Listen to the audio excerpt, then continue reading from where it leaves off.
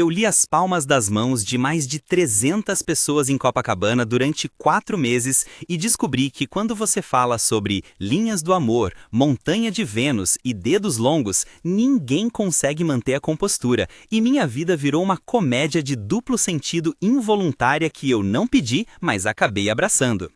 E aí, galera, antes de eu começar esse relato que vai fazer vocês entenderem por que quiromancia é a profissão mais mal interpretada do Rio de Janeiro, se você ainda não é inscrito aqui no canal, clica agora naquele botão vermelho porque essa história é imperdível. Deixa aquele like para fortalecer e ativa o sininho porque toda semana tem conteúdo absurdo aqui. Beleza, respira fundo porque essa vai ser uma viagem intensa. Então olha, eu tinha 29 anos, recém-divorciada de um casamento de 5 anos que implodiu espetacularmente, voltei para morar com minha mãe em Copacabana porque não tinha mais apartamento, tava numa fase vou me descobrir espiritualmente clássica de pós-separação. Fiz curso de tarô, meditação, cristais e por último quiromancia. E cara, quiromancia me fascinou. A ideia de que as linhas na palma da mão contam a história da pessoa, lindo, romântico, místico, eu tava apaixonada pelo conceito. Terminei o curso, tirei certificado, sim, tem certificado, e pensei, vou trabalhar com isso, vou ser quiromante profissional. Montei uma mesinha linda na calçada de Copacabana, perto do forte, com toalha roxa, cristais decorativos, uma plaquinha escrita Quiromancia, leitura de mãos, R$ 30, e esperei clientes. Meu primeiro dia foi um sábado ensolarado de fevereiro, turistas para todo lado, praia lotada, energia boa, eu estava empolgada. Primeiro cliente, um argentino de uns 40 anos, sozinho, curioso. Ele senta, estende a mão, eu pego delicadamente, como aprendi no curso, e começo a análise. Olha, você tem uma linha da vida longa e forte, tudo tranquilo. Sua linha do coração é profunda, indica paixões intensas. Ele sorri. Aí eu chego na parte técnica. E vejo aqui que sua montanha de Vênus é bem desenvolvida, o que significa que você é pessoa sensual que aprecia prazeres físicos. Ele dá uma risadinha, tipo uma risadinha que indica que montanha de Vênus soou muito mais sugestivo do que eu pretendia. Eu continuo profissional, mas estou começando a perceber que tudo na quiromancia soa sugestivo quando você fala em voz alta para estranhos. Seus dedos são longos, indica criatividade. Por que isso soa sugestivo? A distância entre suas linhas sugere abertura para experiências. Meu Deus! Termino a leitura, ele paga, agradece com aquele sorriso que diz eu sei exatamente como tudo isso soou e vai embora. Eu fico ali tipo, será que foi só impressão minha? Não foi impressão. Segunda cliente, uma carioca de uns 35 anos, super animada. Eu faço a leitura, e quando chego na parte sobre linha do amor indica que você já teve vários relacionamentos profundos, ela grita, moça, você leu minha mão ao meu histórico do Tinder, e morre de rir. Quando falo sobre montanha de Vênus proeminente, ela faz cara de ai, que safadinha, e comenta para as amigas dela que estão perto, gente, ela falou que minha Vênus é proeminente, como se fosse a coisa mais escandalosa do mundo. Terceiro cliente do dia é um casal de gringos, americanos. Eles querem leitura para os dois. Faço do cara primeiro, tudo tranquilo. Aí vou fazer da menina. E quando falo, seus dedos indicam sensibilidade, o namorado faz comentário, oh, I know she's sensitive, com aquele tom. Ela fica vermelha. Quando falo sobre linha do coração forte e paixões intensas, ele, yeah, very passionate, olhando para ela de um jeito. Eu tô tentando ser séria e profissional, mas eles transformaram minha leitura mística em flerte público e eu sou só a terceira roda ali. No fim do primeiro dia, eu fiz 13 leituras. Ganhei quase R$ 400. Algumas pessoas deram gorjeta. Mas também percebi que escolhi uma profissão onde praticamente tudo que eu digo pode ser interpretado como duplo sentido se a pessoa quiser. Palma macia, dedos firmes, linhas profundas, monte proeminente, abertura para novas experiências, tudo soa sugestivo dependendo do tom e do contexto. Primeira semana e eu tento ajustar meu vocabulário. Ao invés de monte de Vênus, falo esta área aqui. Ao invés de dedos longos, falo formato das mãos. Mas não adianta, porque as pessoas querem ouvir duplo sentido. É tipo, elas vêm já esperando que quiromancia seja meio picante, e qualquer coisa que eu digo, elas interpretam daquele jeito. Tipo a vez que uma mulher de uns 50 anos pediu leitura, e quando eu comentei que sua linha indica pessoa muito tátil, que aprecia toque, ela explodiu em risada e falou: "Moça, você não tem ideia!" E começou a contar detalhes da vida amorosa dela que eu não pedi para saber, tipo muitos detalhes. Quando terminou, ela me deu R$ 50 de gorjeta e piscou. "Valeu pela leitura, vidente safadinha. Eu só falei sobre a linha da mão, gente." Segunda semana, uma amiga passa para me visitar, a Carol, e depois de assistir 3 leituras, ela morre de rir. "Miga, você literalmente escolheu a profissão mais ambígua possível. Todo termo técnico de quiromancia soa como eufemismo." E ela não tá errada. Eu literalmente falo sobre acariciar a palma para sentir a textura, analisar os montes e medir o comprimento dos dedos. Tudo legítimo, tudo técnico, tudo soando como roteiro de filme adulto se você não tem contexto. Terceira semana, eu percebo que minha clientela se divide em categorias. Tem o cliente genuíno, que realmente quer saber sobre quiromancia e é respeitoso. Tem o cliente cético, que faz de zoação, mas acaba se surpreendendo quando eu acerto coisas. Tem o cliente flerta, que usa a leitura como desculpa para segurar minha mão e fazer comentários. E tem o cliente explícito, que transforma tudo em piada sexual aberta. O pior foi um grupo de 3 caras paulistas bêbados às 2 da tarde que pararam e pediram leitura.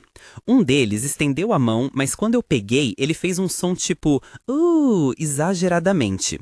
Os amigos riram. Eu ignorei e comecei a leitura. Cada coisa que eu falava, eles faziam um comentário. Linha profunda, monte grande, dedão forte. Eles transformaram minha leitura séria em stand-up de 5ª categoria. Terminei rápido, cobrei, e quando eles foram embora, ainda fazendo piada, eu tive uma mini crise tipo: "É isso que minha vida virou?" A Carol, que estava lá de novo, veio me consolar. "Miga, ignora, sempre vai ter idiota, mas olha quantos clientes legais você também tem." E ela estava certa. Para cada grupo de bêbados idiotas, tinha 5 clientes adoráveis que realmente se conectavam com a leitura e saíam felizes. Quarta semana traz um momento especial. Uma senhora de uns 70 anos senta, estende a mão com lágrimas nos olhos. Ela conta que o marido morreu 6 meses atrás e ela tá perdida.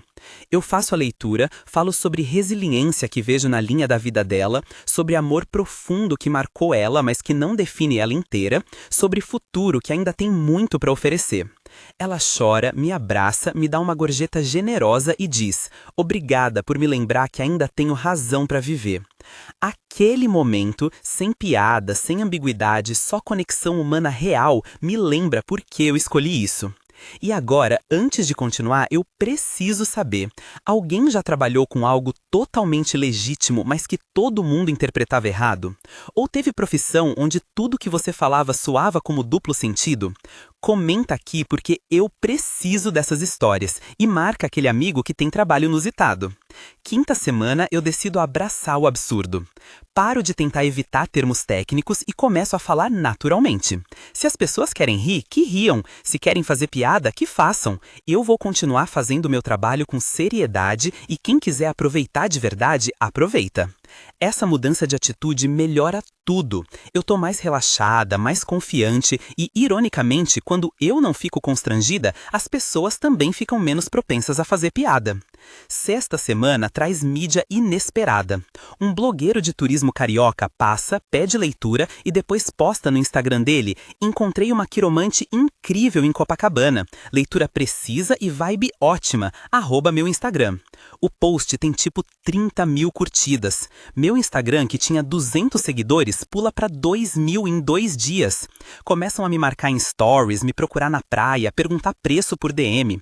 Eu virei micro-influencer do mundo da quiromancia carioca? Aparentemente sim. Sétima semana, uma proposta bizarra. Um cara me oferece R$ 300 para fazer leitura de mão num podcast dele sobre experiências alternativas no Rio. Eu aceito, vou no estúdio, que na verdade é um apartamento em Ipanema, e faço leitura ao vivo. O host é super respeitoso, faz perguntas interessantes sobre quiromância, história, significado. Foi legal. Até o episódio sair e os comentários serem 50% que interessante e 50% essa mina falando de monte de Vênus me quebrou kkk. Mas pelo menos foi exposição positiva. 8ª semana, Carol me convence a fazer perfil profissional melhor. Tiramos fotos bonitas da minha mesa, dos cristais, das mãos, sem mostrar rosto dos clientes, posto conteúdo educativo sobre quiromância, o engajamento é bom, pessoas fazem perguntas genuínas, mas também recebo DMs questionáveis. Você faz leitura particular? Quanto para sessão privada? Você lê outras partes do corpo com aquela ênfase? Eu respondo profissionalmente para quem parece sério e ignoro o resto. 9ª semana, eu tô ganhando bem, tipo muito bem para quem estava falida um mês atrás. Consigo alugar um kitnet para mim, sair da casa da minha mãe, me sentir independente de novo. E tudo isso lendo Mãos em Copacabana. Minha família não entende. Você é formado em administração e está trabalhando de quiromante? Sim, e tô pagando minhas contas, algo que não conseguia fazer no escritório que me deixava depressiva. 10ª semana, acontece o ápice da ambiguidade. Chega um homem muito bem vestido, estrangeiro, francês pelo sotaque, pede leitura. Eu faço super profissional. No meio da leitura, ele para e fala: "You know, in my country, we believe palm reading is sensual art." É arte interpretativa, sim. Ele: "No, I mean sensual, intimate." Aí eu caio a ficha que ele está interpretando isso de forma totalmente diferente. Eu claramente explico: "Senhor, isso aqui é leitura mística, não há nada além disso." Ele parece desapontado, mas termina a leitura, paga e vai embora. Carol, que viu tudo de longe, vem correndo. Ele achou que era serviço sexual. Acho que sim. Carol: "Miga, você precisa de uma placa gigante explicando o que é quiromancia." 11ª semana, eu decido fazer exatamente isso. Faço uma placa grande explicando: quiromancia, arte milenar de interpretar linhas das mãos. Serviço místico e respeitoso. Não é massagem, não é sensual, é leitura espiritual. Ajuda? Um pouco. Elimina totalmente os mal-entendidos? Não, mas pelo menos eu tentei. 12ª semana. Tô na reta final da temporada de verão, porque depois de março o movimento cai. Reflito sobre esses 4 meses malucos. Eu li mãos de mais de 300 pessoas, ouvi histórias incríveis, fiz conexões reais, ajudei pessoas em momentos difíceis, mas também lidei com cantadas terríveis, propostas inadequadas e piadas sem fim sobre montes e linhas profundas. O que eu aprendi? Primeiro, qualquer profissão que envolve toque, mesmo místico, vai ter interpretação errada por alguém. Segundo, você não pode controlar como as pessoas interpretam seu trabalho, só pode controlar como você reage. Terceiro, senso de humor é essencial em qualquer trabalho que lida com o público. Quarto, às vezes as profissões mais inusitadas te salvam financeira e emocionalmente. Quinto, nunca subestime o poder de boa marketing e Instagram. Eu também aprendi sobre reconstrução. Eu estava destruída pelo divórcio, sem direção, sem grana. Quiromancia me deu propósito, independência e autoestima.